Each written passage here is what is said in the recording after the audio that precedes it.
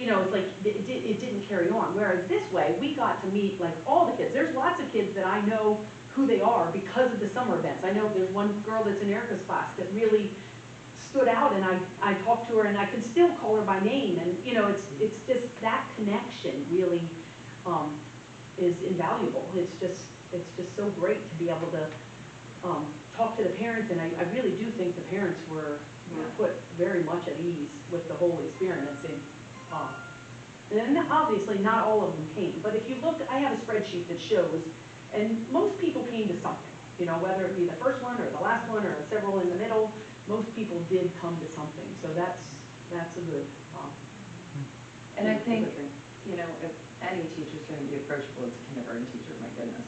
But I feel like, you know, we're the front line, and like I said, different parents came to different teachers, and you all, you know, they always felt the warmth and the love for children, and that just the ease for the whole families, the ease of anxiety, I guess.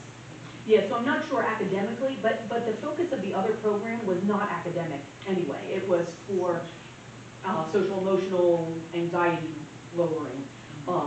So, you know, although we had an academic focus and we gave them suggestions and we gave them nursery rhyme books and we gave them name tracing sheets and we suggested practicing numbers and stuff, I don't know whether anybody actually did. Although when I pulled out tracing sheets this year, several of our kids like, oh, I got one of them this summer, you know, and I was like, yes, and hopefully you used it, you know. But, you know, that was it. You can't compare this program to that program. Well, you can't compare academics because we didn't do academics really. The academic wasn't the focus either time. So. Any other questions from committee members? Did you have anyone come to several events? Anyone that came to not just one but several? Oh yeah, we had some that came to all Wow. of them. We had some that, yeah.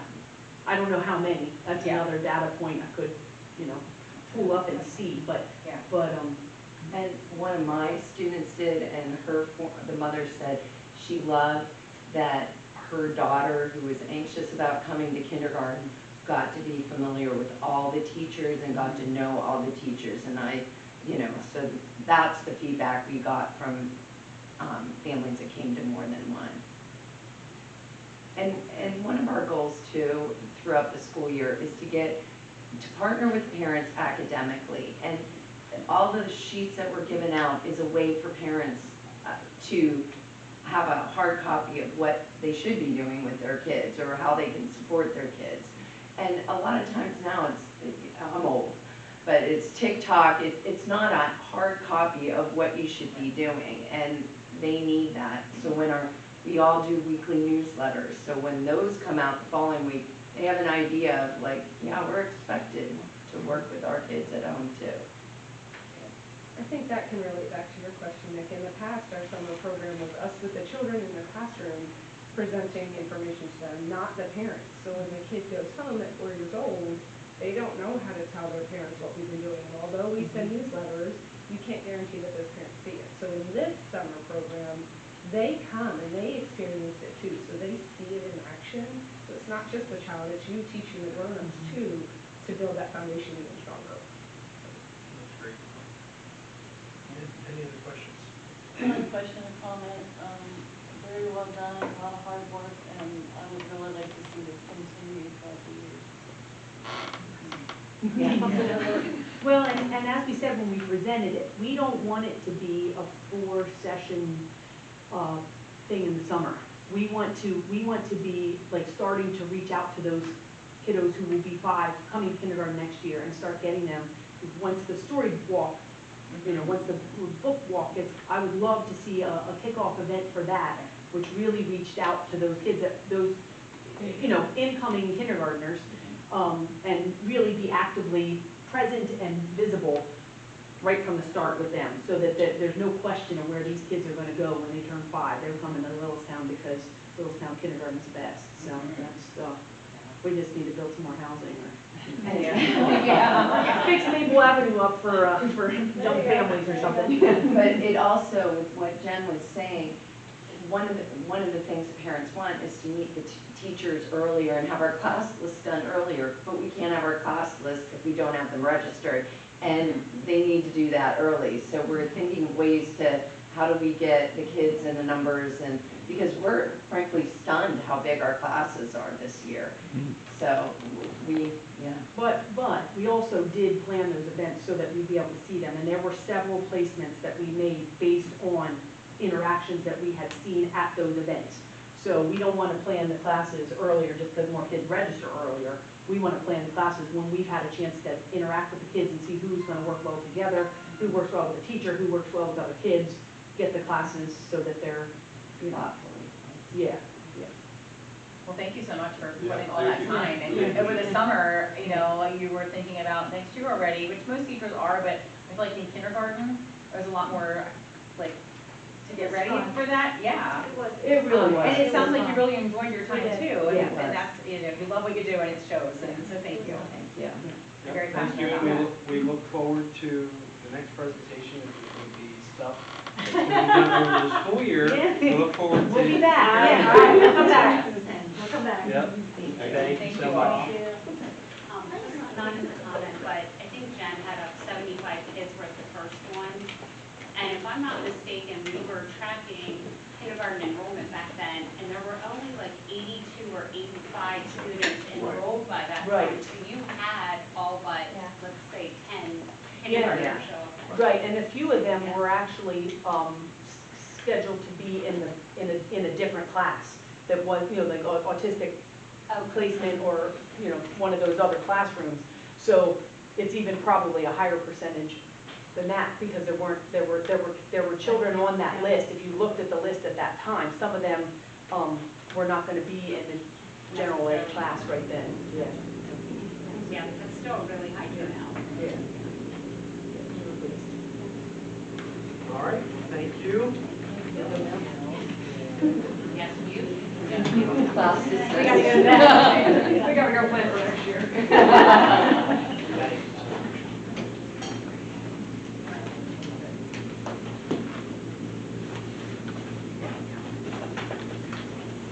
Thank you, guys. Thank you. All right, then we'll turn things over to Dr. Perryman. So we were asked to bring the organizational chart back to this committee to take a look at. There are 3 options at your place. I think Carrie's going to project these for you. So the first one she's showing you is, help me out here, if I get these wrong, was the original one from last board meeting. And then we were asked to come up with another, a couple other options. The next option is, I believe Mrs. Ewing had mentioned going back to the way it was before. Yeah, when Mr. Baker was here, when I came back in 2021, this is how Mr. Baker presented the org chart, which is that the organizational chart of the operations of the district. Really, the purpose of this is only for situations where we might have to speak with an employee about who's supervising them, who's giving them the evaluation of what steps are next, and having this allows us to have an extra layer of credibility when the board approves that organizational spot. So this is something that Mr. Baker had done previously. And if you're handing this off, Dr. Barron, on the board. The next one is what was requested, having the school board of directors line above the superintendent and then the rest of the district below. I believe the recommendation that we talked about, that administration gave, really was the one without the school board directors, but it does not matter to this administrator what's chosen. It really simply is an organizational chart, like I said, to make sure that we have the board approving who the supervisors are of the different employees within the district. I will say that Mr. Lovell shared one oversight that, you know, we put a whole bunch of eyes on this beforehand, but we did not have coach advisors underneath the athletic director previously, and that was an addition that we provided.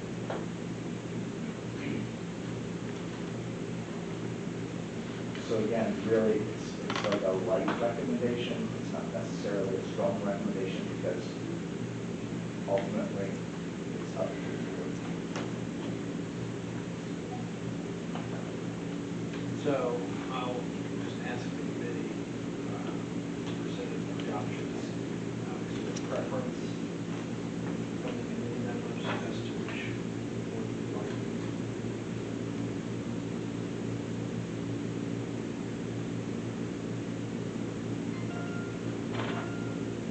Don't everybody speak at once. You, like, send out a number, I guess, and ask the table and ask which one we, like, 1, 2, or 3? Whoever wants to go first. All three support the function that the draft has to do. So it doesn't matter, right? I mean, you know, what is the most effective chain of command and what and how just how it works. And this was what Bigger had. Nope, that's what I presented to after Mr. Bigger presented. He The had one with no board representation.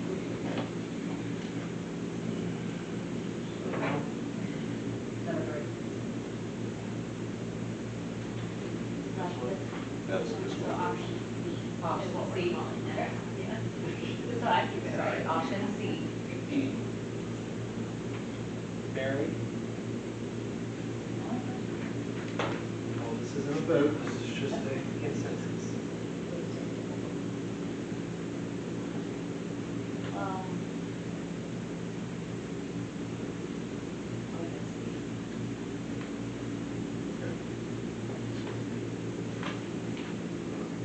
Option C would be on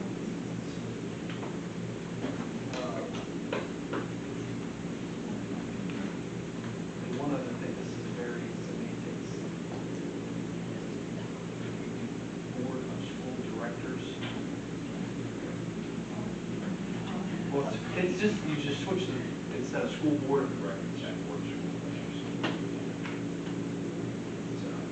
So option C, Board of School Directors, is what we're taking to the school board for work session next week. Is that Is correct? everybody in agreement? All right. That's done.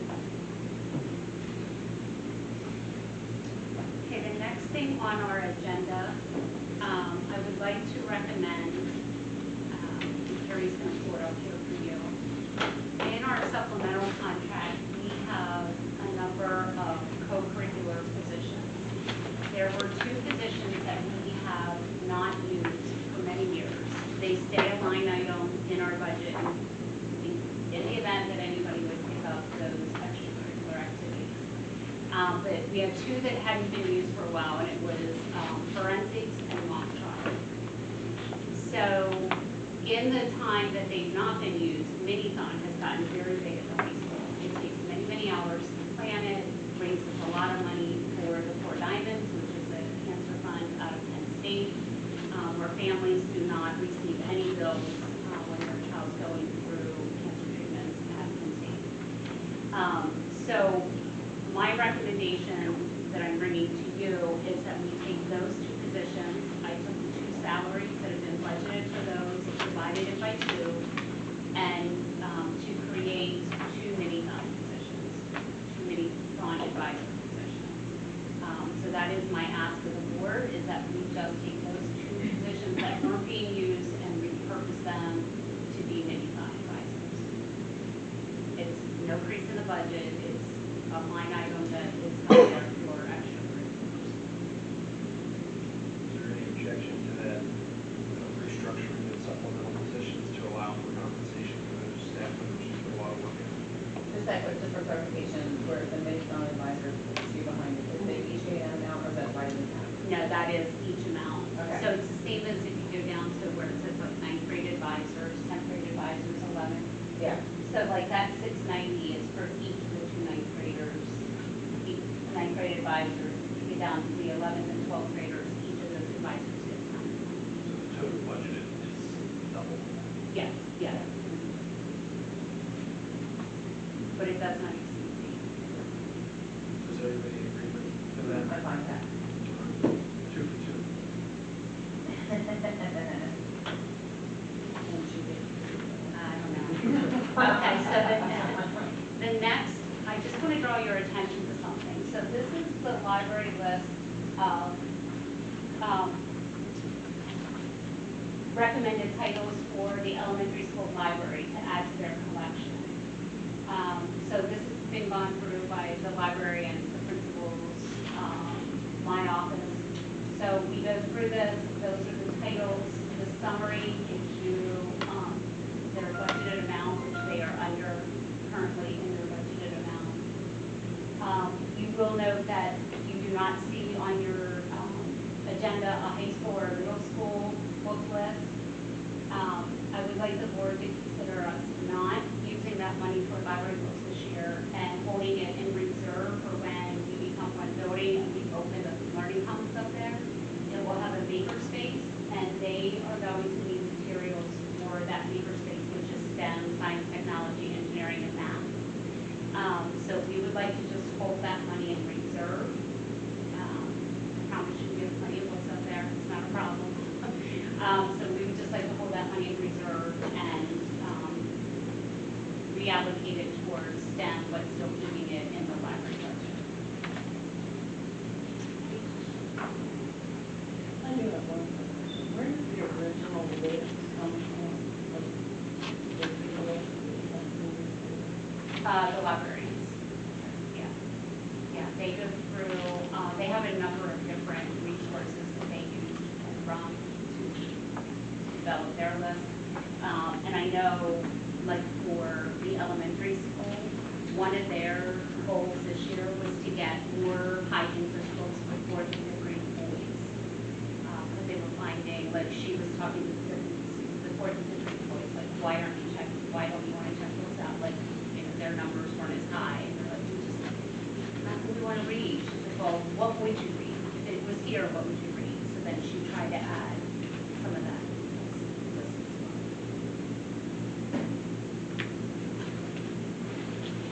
I like the idea of saying, budget just spend this. All right, is everybody in favor of the library plan and leases list moving forward? Yes, and then I will let Mr. Becker, or Dr. Becker and Mrs. Wolf know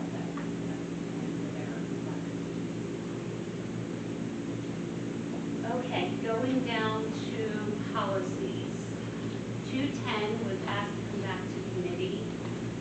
I did meet with Mrs. Danielle Brennan to review this policy.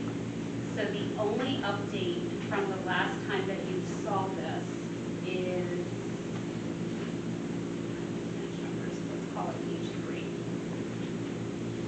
It's right before it goes into all the legal codes. So looking at what we are allowed to do through PDE and the recommendations when it came back to us, the new statement would say a nurse shall provide an initial assessment of the student's self-management skill, or self-management skills. So if the student is able to self-administer inhalers or EpiPens. So it's just an initial assessment.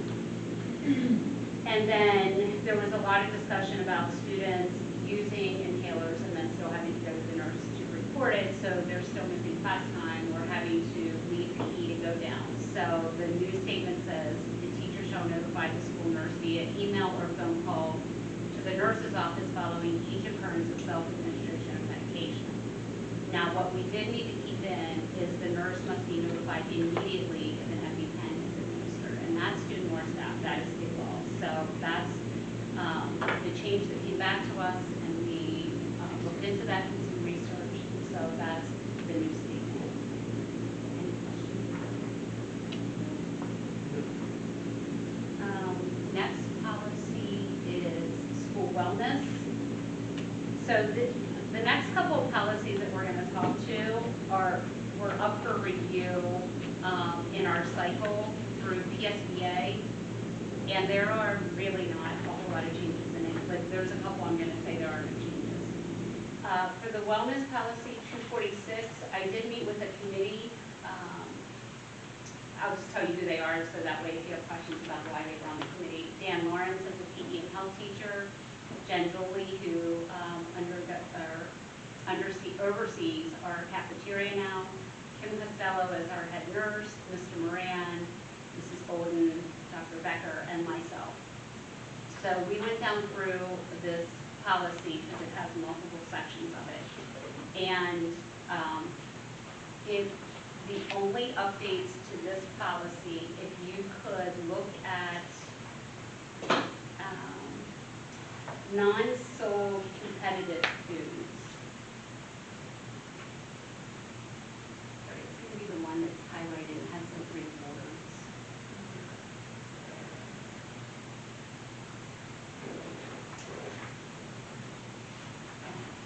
There it is. Okay, and then we'll go back to the other one. I saw that I said it. Okay. So because of having PBIS in 2 of the buildings, and then also with the iReady, like last year we ran some friendly competitions, like the homeroom with the highest amount of growth got a reward.